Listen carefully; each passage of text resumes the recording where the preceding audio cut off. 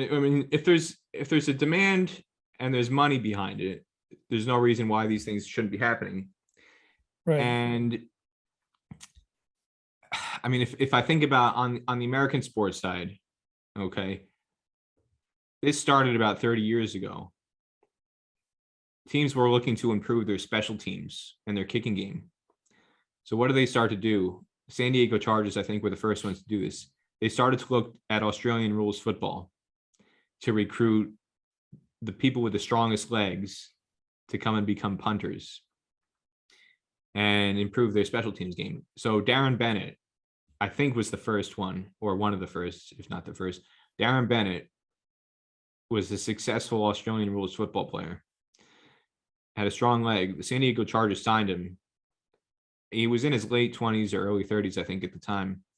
And so he may have been kind of on the tail end of his Aussie rules career, because those guys, I don't know if I'm 100% accurate on this, but their careers tend to kind of tail off and retire in their early 30s. It's not like Tom Brady where he's playing until he's 44 or 45. Okay. They tend to start at 19 or 20 professionally, and if they have a 13 or 14, 15-year career, they're done by the time they're 33, 34. It's not common for them to extend beyond that. So he'd made his career in Australian rules. He was at the tail end of his career. It was a relatively easy payday in a sense, because the highest paid Australian rules football player at the time might have only been getting 200,000 Australian, roughly. Okay. Whereas the lowest paid, the league minimum salary in the NFL would have been like $250,000, $300,000. So even the best player in Aussie rules football was getting paid less than the last man on the roster in the NFL.